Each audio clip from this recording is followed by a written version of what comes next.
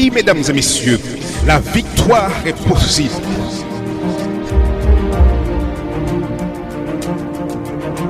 Ne perdez pas espoir.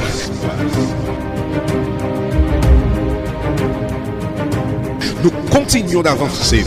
La vie vous met à genoux, mais refusez de rester au sol. Il est vivant. Il est vivant.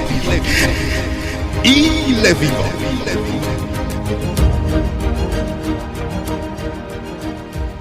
Mesdames et messieurs, RJV vous présente votre conférence biblique Voici ton Dieu.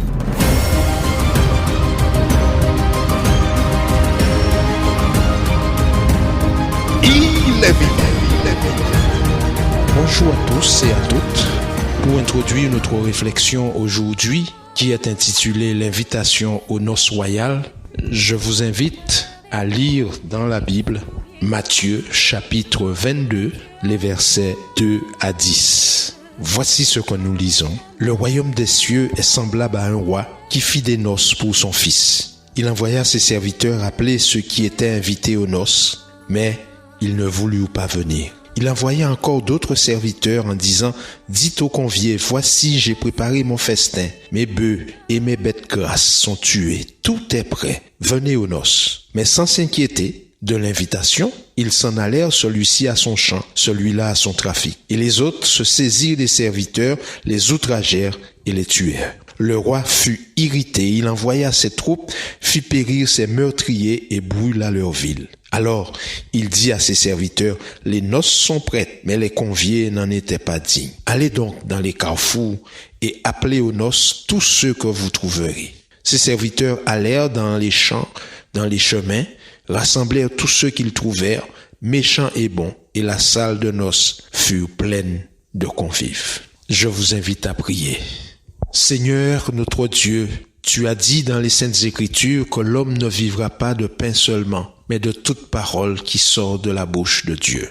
Alors, dans ce texte que nous venons de lire, aide-nous à trouver de la nourriture pour notre âme, afin que nous soyons plus forts. Nous t'en prions au nom de Jésus. Notre réflexion aujourd'hui, mesdames et messieurs, s'intitule « L'invitation aux noces ». Dans cette parabole, le maître présente une histoire qui semble être invraisemblable. Une population qui refuse l'invitation à assister aux noces du prince. Pourtant, nous savons très bien que quand un roi invite ses amis ou ses sujets au mariage de son fils, les invités se sentent très honorés. Mais dans cette parabole, la chose est tout autre. Jésus voulait, mesdames et messieurs, dans cette histoire qu'il présentait à ses auditeurs, faire comprendre que Dieu nous convie au bonheur, à une réalité meilleure que celle que nous connaissons. C'est ainsi qu'il insista, et pour que la chose soit claire, il donna cette parabole. Oui, Dieu nous invite à sa fête. Les invitations sont lancées. Tout est prêt. Le lieu, les tables. D'ailleurs, la musique a commencé de résonner. Les portes de la salle du banquet s'ouvrent de part et d'autre. Et dans l'histoire, personne. Tout est prêt, mais les invités ne sont pas venus. Quel mépris! Un tel mépris envers le roi de la part des invités, avec tout ce qu'il a d'absurde, est cependant fréquent de la part des invités de Dieu. La plupart d'entre eux répondent par l'indifférence. Pire encore, l'incroyable invitation à participer au banquet céleste est là devant nous et beaucoup la rejettent. Avec un défilé interminable d'excuses, nous avançons toutes sortes de raisons et de prétextes pour justifier notre absence. Ce qui nous est offert comme un honneur nous paraît être une charge. Pour l'instant, nous avons d'autres préférences. Nos plans immédiats nous accaparent tant que nous perdons de vue l'essentiel. C'est-à-dire que nous nous perdons tout court.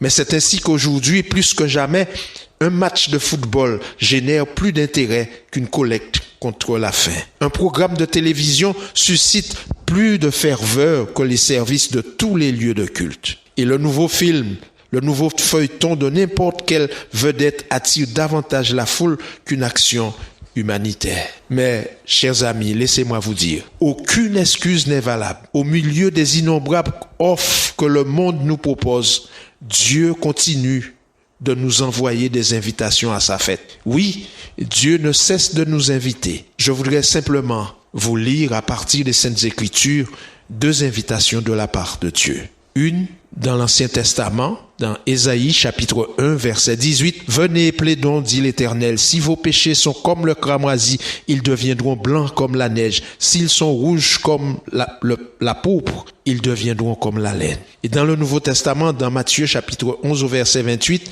Jésus dit « Venez à moi, vous qui êtes fatigués et chargés, et je vous donnerai du repos. » Aujourd'hui, comme dans la parabole, les serviteurs du roi sortent et rassemblent tous les gens qu'ils trouvent, bons ou mauvais, tous ensemble, pauvres, invalides, boiteux et aveugles, prostituées, publicains, pécheurs, toutes les classes. Dieu dit qu'ils s'approchent sans peur, sans se préoccuper ni de leur curriculum, ni de leurs antécédents pénaux.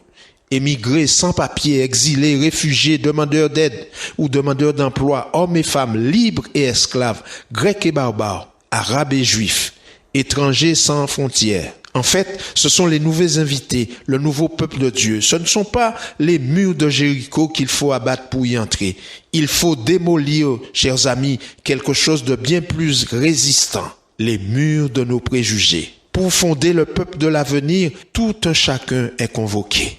Ceux qui sont sur nos trottoirs et ceux du trottoir d'en face, des plus casaniers aux nomades jusqu'au dernier de la liste. Alors, ceux qui écoutaient Jésus étaient étonnés de voir ou d'entendre ses serviteurs dire que le roi annonce que le banquet est pour tout le monde.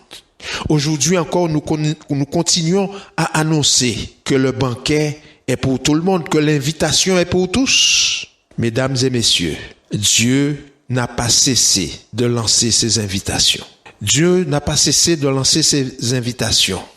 Les orphelins de l'histoire, les privés de reconnaissance, les victimes de la vie, les miséreux de toujours, les exclus d'office, ce sont eux les élus.